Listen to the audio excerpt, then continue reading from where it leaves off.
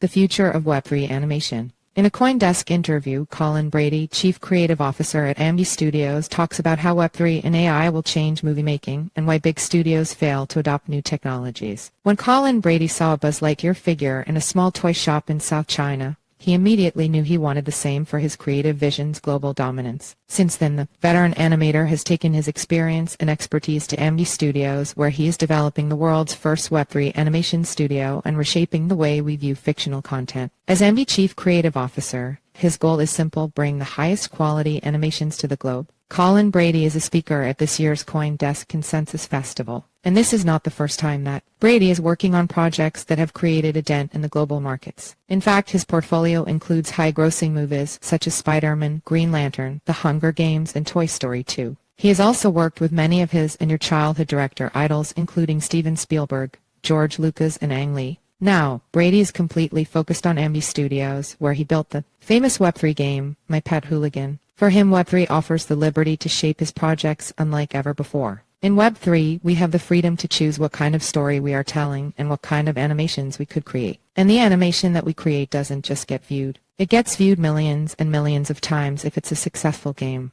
Brady's success can be tied to his never-stop-growing attitude. In fact, he is a technology nerd who believes that adapting to new innovations such as artificial intelligence (AI) is one of the best ways to save days of work and move towards more productivity. My friends often say that AI is going to take our jobs away, but at AMGI we are embracing it. We are already using it to code in the Unreal Engine. It's saving us days of work.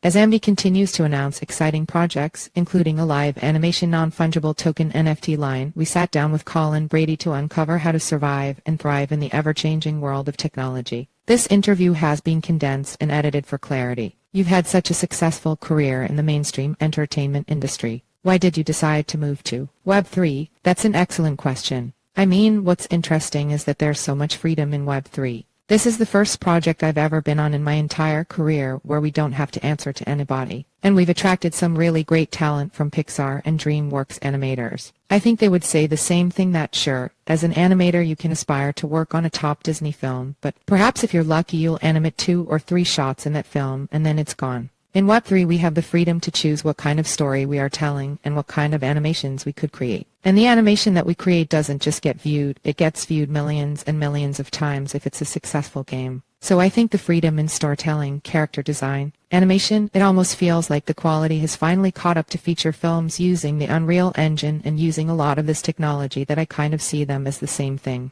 Ultimately we are telling a story. And we're creating a global brand. I was looking at your AMGI presentation on Cartoon Brew, and you mentioned studios are resistant to use new technologies. Why do you think that is happening? When any studio gets too large, there's always going to be a risk of resistance. For example, if there was a construction company with hundreds of employees building a bridge and someone said, I can do the same job with only 10 employees, there would be natural resistance from those hundreds of employees. So I think some of that is just simply with the resistance of large studios. But because AMGI Studios is so small, we could change and adapt very quickly. In fact, when we founded the studio almost 4 years ago, we decided to use the Unreal Engine as the main render engine. And when we would give presentations to some large studios, they would say, this is so cool. Why aren't we doing this?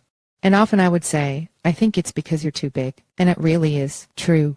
Interesting. If that's the case, how will you handle this problem once AMGI Studios becomes big? I mean, that's such a great question. I think you have to have small team pods that are always encouraged to innovate and to not be caught up into a larger structure. Even now in our studio with 60 people, there's a handful of employees that we simply say follow the new stuff. Like if Epic Software released a new tool yesterday, we need to be experts on it today. We always need a kind of an innovation arm and a technology arm that's just free to innovate. And one secret we have is that we macromanage, not micromanage. Meaning we hire good people and we let them kind of do their own thing. I know it sounds very strange to say that, but they need to go down their own rabbit hole of interest in technology as far as they can. I always tell people every person has a superpower, and the only crime in our studio is to either be lazy or a jerk. Everything else in between is fair game. Fair enough. You know, I recently saw a guy recreated Pong entirely using ChatGPT-4. How long before AI takes over coding? And have you ever used AI to code? We're doing it right now.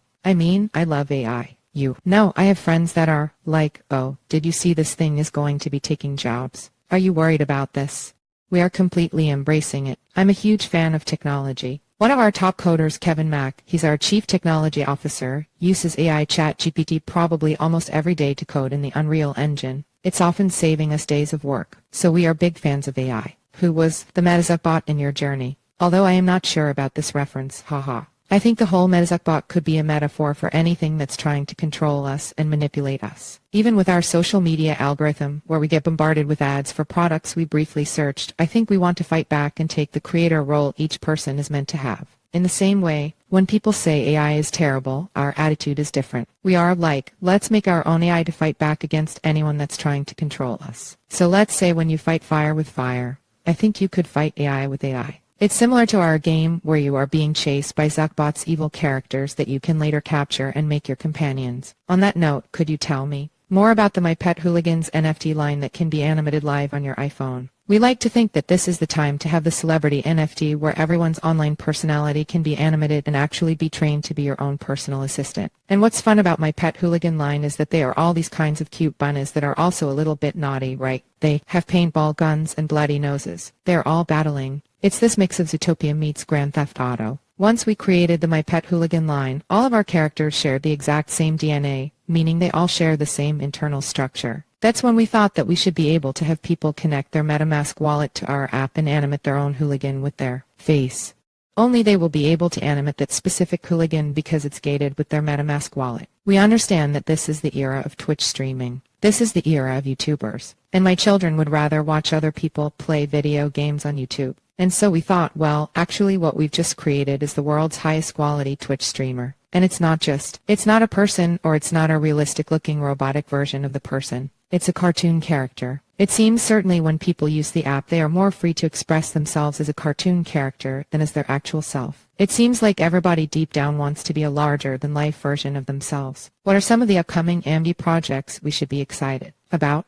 What's taken on a lot of new momentum is a My Pet Hooligan feature. And Kevin Johnson, who is one of our artists at AMGI and our head of development, he has written a script and we have a lot of great lore ties that expands the game. Not only does it involve the hooligans that are in the game, but players, people in the community that have actually contributed ideas and graffiti. We are actually writing their own characters into the script. Our goal is to absolutely make feature films. It also assures that we attract the highest quality animators in the industry. But as you know, the money that feature films can make is dwarfed by video games. So if the video game was successful, I see a future where it's not impossible. Sounds exciting. I'll see you at Consensus, Colin.